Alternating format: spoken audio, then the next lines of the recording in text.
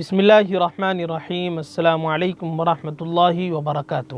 ناظرین، استقبال ہیں تحفظ دین میڈیا میں۔ ناظرین، بھارت اپنی فطرت اور طبیعت کے لحاظ سے ایک ایسا ملک ہے جہاں مختلف مذاہب، تہذیبوں اور الگ الگ زبان بولنے والے انسانی طبقات ہزاروں سال سے رہتے ہوئے آئے ہیں۔ یہ ایک چمن کی طرح ہے۔ یہاں مسجد کے میناروں سے اذان کی صدائیں بلند ہوتی ہیں اور مندر سے پوجا کے گیت بھی سنائی دیتے ہیں۔ یہاں پر چرچ بھی آباد ہیں اور گرودوارے بھی شاداب ہیں۔ محبت، اخوت اور بھائی چارگی یہاں کی قوم میں قدر مشترک وصف پایا جاتا ہے، لیکن پچھلے چند سالوں سے اس امن و محبت کی فضا میں نفرت کا زہر کھول دیا گیا۔ ایک ہی رنگ میں پورے ملک کو زبردستی رنگنے کی کوشش کی جا رہی ہے۔ اقلیتوں اور بالخصوص مسلمانوں کو نشانہ بنایا جا رہا ہے۔ مسلمانوں سے منسوب ایک ایک چیز کو مٹانے اور ان کی شبیہ خراب کرنے کی مسلسل کوششیں کی جا رہی ہیں۔ مسلمانوں کی تہذیب اور ان کا پرسنل لا کانٹے کی طرح ان کی آنکھوں میں چبھ رہا ہے۔ کبھی طلاق پر تو کبھی حجاب پر، کبھی اذان تو کبھی مساجد کے وجود پر ہی حملہ ہو رہا ہے۔ مسلمانوں کے ایک ایک امتیاز کو ختم کر کے انہیں ہندوانے کی منظم سازشیں ہو رہی ہیں۔ تعلیمی، اقتصادی اور معاشی طور پر مسلمانوں کی کمر توڑی جا چکی ہیں۔ پورے پلان کے ساتھ، منصوبے کے ساتھ انہیں حاشیے پر لانے اور بے قیمت شہری، دوسرے الفاظ میں غلام بنانے کی پوری کوشش کی جا رہی ہے۔ ایک شہری ہونے کی حیثیت سے ملک ہندوستان میں ان کے جتنے حقوق ہو سکتے ہیں ایک ایک کر کے سب سے محروم کرنے اور مفلوج بنانے کی منصوبہ بندی جاری ہے۔ ایسی تکلیف دہ صورت میں ہر مسلمان کے ذہن میں یہ سوال اٹھتا ہے کہ وہ ان بدترین حالات سے کیسے نکلے؟ یہ خوفناک اندھیرا کب ختم ہوگا اور ایک نئی صبح کا آغاز کب ہوگا؟ اس اہم سوال کے جواب کے لیے مسلمانوں کو دو طرح سے اپنا محاسبہ کرنے کی ضرورت ہے۔ ایک یہ کہ انہوں نے ایک مسلمان ہونے کی حیثیت سے اسلام کے تقاضوں کو کتنا پورا کیا اور اپنی اسلامی ذمہ داری کس حد تک کی ادا کی۔ دوسرے یہ کہ ایک بھارتی ہونے کی حیثیت سے آزادی کے بعد سے انہوں نے کس طرح کی زندگی گزاری۔ پہلے تو ناظرین، ہم دوسرے سوال پر غور کرتے ہیں تو ہمیں معلوم ہوتا ہے کہ آزادی کے بعد سے بتدریج ہمارے اندر لاپرواہی ہے، بے شعوری اور غفلت بڑھتی ہی چلی جا رہی ہے۔ ملک کے انتظامی شعبوں میں ہماری نمائندگی کم سے کمتر ہوتی گئی۔ تعلیم کی طرف ہم نے ایک رسم سے زیادہ توجہ نہیں دی۔ ہم نے ہمیشہ اپنے حقوق دوسروں کے سہارے مانگنے کی کوشش کی ہے، کبھی خود اپنے آپ کو اس لائق بنانے کی طرف توجہ نہیں کی۔ آج صورتحال یہ ہے کہ ملک کے کسی بھی انتظامی اور خدمت کے شعبے میں ہماری نمائندگی آٹے میں نمک کے برابر رہ گئی ہے۔ ہم اپنے بچیوں کو صرف شادی کے لیے مڈل اسکول تک پڑھاتے ہیں۔ اپنے بچوں سے وقت سے پہلے کمانے اور پیسے دینے کی خواہش اور طلب رکھتے ہیں۔ اہل ثروت کے کچھ بچے پڑھتے بھی ہیں تو وہ بھی قوم، ملت اور ملک کی خدمت کا جذبہ نہیں رکھتے۔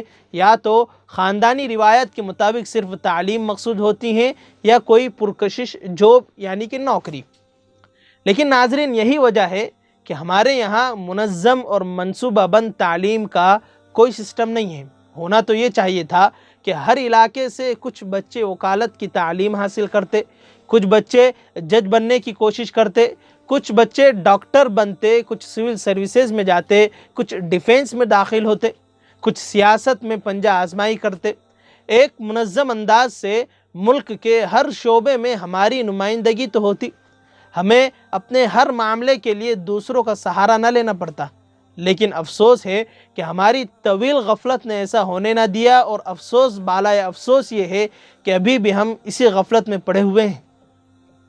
ناظرین، اب دوسرا سوال کہ مسلمان ہونے کی حیثیت سے ہم نے اپنی ذمہ داری کتنی ادا کی، بلکہ خود اپنے آپ کو اسلام پر ہم نے کتنا باقی رکھا، یہ پہلے سوال سے بھی زیادہ اہم ہے۔ اس پہلو کا اگر ہم محاسبہ کریں تو ہمیں نظر آتا ہے کہ ہماری ایک بڑی تعداد صرف نام اور چند رسم و رواج کے اعتبار سے مسلمان ہیں۔ ان میں اسلام کی کوئی خوبی نہیں پائی جاتی، نہ اسلامی اخلاقی ان میں نظر آتا ہے، نہ اسلامی معاملات کی ان کی ہوا لگی ہوئی ہے، نہ ہی اسلامی معاشرت سے وہ واقف ہیں، بلکہ اسلامی عبادات اور عقائد میں بھی ہم بڑی حد تک کی کمی اور کوتاہی پائی جاتی ہیں۔ آج مسلمان کے اخلاق اور معاملات کی حالت یہ ہے کہ اگر اس کے اخلاق اور معاملات کو کسی کاغذ پر لکھ دیا جائے اور اس کا نام نہ لکھا جائے تو شاید باید کوئی جان سکے کہ یہ کسی مسلمان کے حالات ہیں یا غیر مسلم کے۔ یہی وجہ ہے کہ اس وقت کی سنگین صورتحال کے بڑے ذمہ دار ہم خود ہی ہیں۔ ہماری غفلت اور اسلامی نظام سے دوری کی وجہ سے ہمارے اوپر برے حالات آ رہے ہیں۔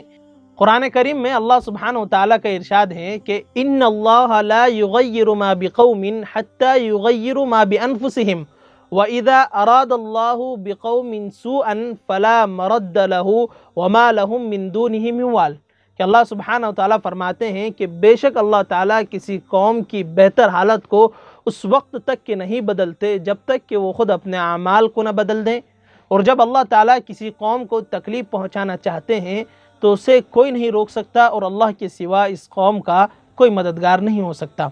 اس طرح کی آیتوں سے ہمیں معلوم ہوتا ہے کہ ہم نے اسلام سے دوری اختیار کی، اپنے اعمال بدل دیے تو اللہ سبحانہ وتعالیٰ نے بھی اپنا انعام روک لیا اور ہم برے حالات کا شکار ہو گئے۔ لیکن ناظرین، مایوس ہونے کی ضرورت نہیں ہے۔